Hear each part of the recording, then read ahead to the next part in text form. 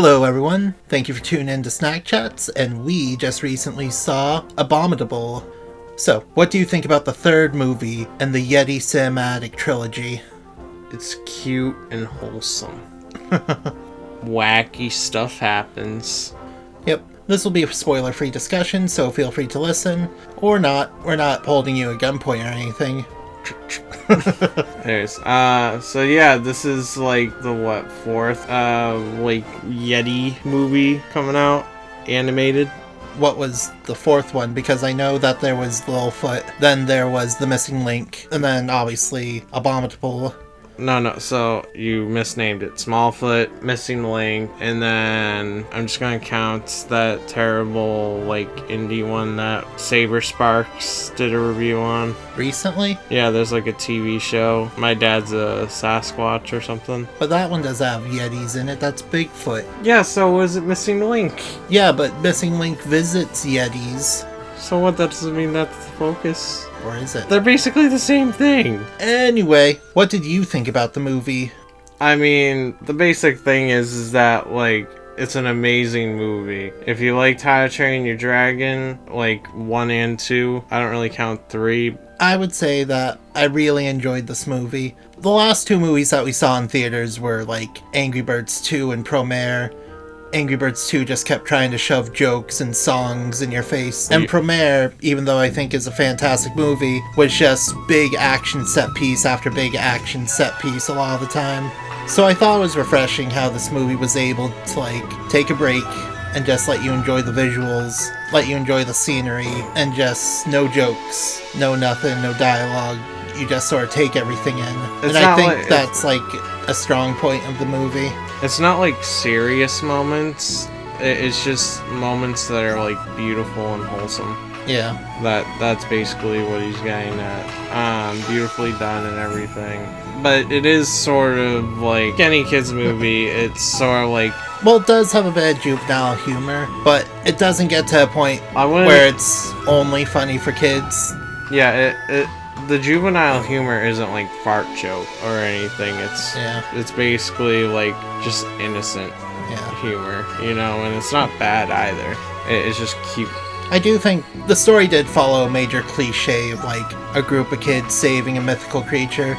But despite what honest trailers and CinemaSins makes you think, a movie following a formula or a cliche isn't automatically a bad thing.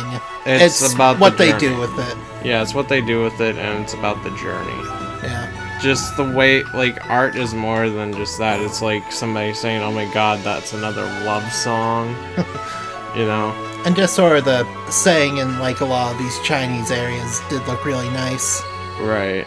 They use it to, I guess, somewhat great effect, because there was a lot of scenes that definitely showed off a lot of architecture or just, the sayings around. But there were a lot of moments where it could have just taken place in any forest. I think Dreamworks definitely went off the whole Kung Fu Panda 3 was super successful, especially in China. Especially in China.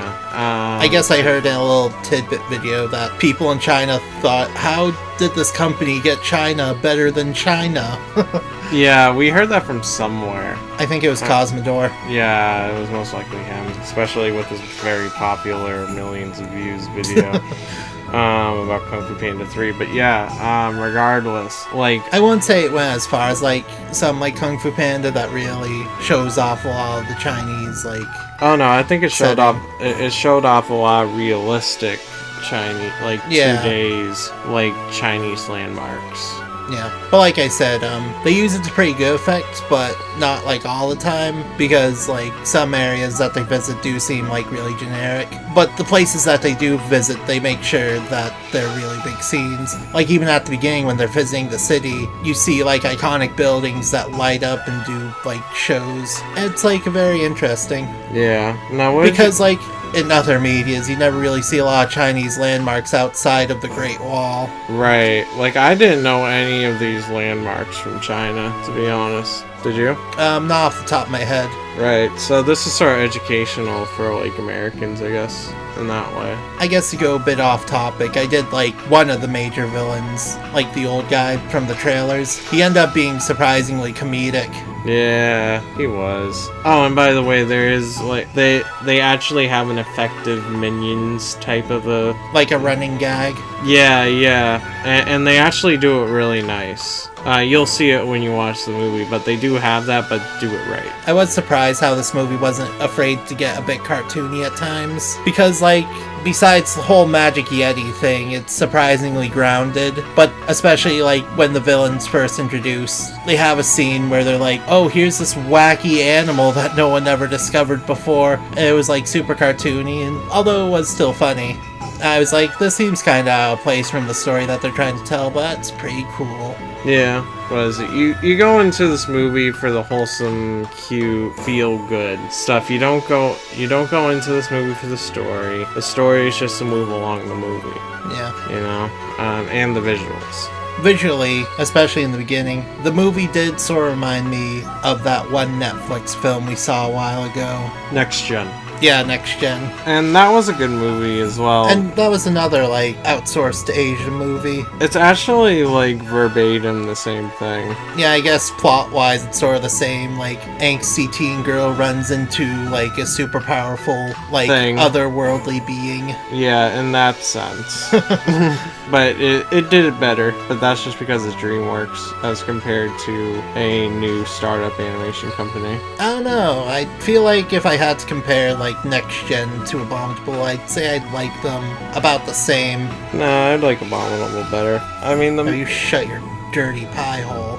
I mean, let's look at this. So, Swiss rolls. It has Abominable on it. I will take a picture and edit it in. I think this is the main reason why I knew it was coming out, because it got me addicted to Swiss rolls. I wanted something chocolatey at the supermarket, and the only thing that had a cartoon character in the chocolate section was Swiss rolls with Abominable. I think it's super cute. He even waves his hand, and then just... I guess character design wise, I thought the characters looked fine. I do think the design for Everest, the Yeti, looks really iconic and eye-catching. Like, that's something that you know that they're gonna make into, like, plushies and, like, t-shirts. If you look at the face, it's sort of identical to Toothless. I guess, yeah. With the really wide mouth and, like, just sort of where facial features are sort of placed. But yeah, as for, that whole thing, like, I just wanted to say that, like, because I kept on seeing it on the Swiss roll boxes, I was just like, okay, I better keep up to date on when it's coming out, so I followed it on Facebook. And the main thing that I wanted to bring up is that, like, the movies don't really, like, put emphasis on when it's coming out. There's this problem where I feel like I don't know when these movies are coming out. This was even for the new Spider-Man movie, where, like, oh, I'm excited to see the movie, then forget about it. Like, because they use pretty much the same advertisements, and without really changing anything other than saying, oh, it's out now. And I find out it's been out for 3 weeks and is about to leave before I have time to see it, so... Oh, I guess just to, like, bounce off of topics real quick, you could tell that this movie was made by, like, the same crew who, like, worked on How to Train Your Dragon, because there's, like, several flying scenes where characters are just flying through the air that are done really well. Yeah, they really like their clouds. So, I guess sort of to wrap this up, final thoughts on Abominable. Definitely see it. Like, if you have a kid that, like, is really into beautiful things, then definitely go see this, especially cute things, because Everest, the main character, is so cute.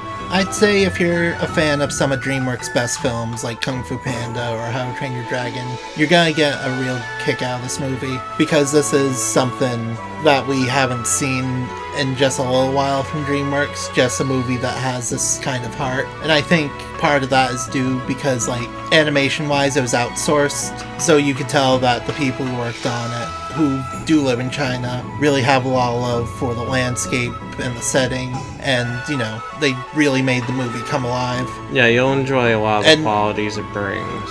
And I feel like this stands tall with some of DreamWorks' best films. Right.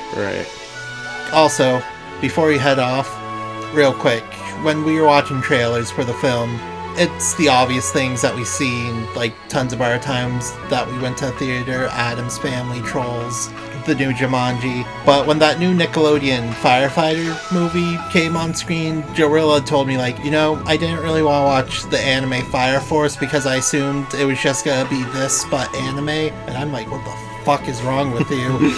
I mean, that's actually what I thought. Like, because Funimation, when you see Fire Force, and then it's just literal the all right, everyone.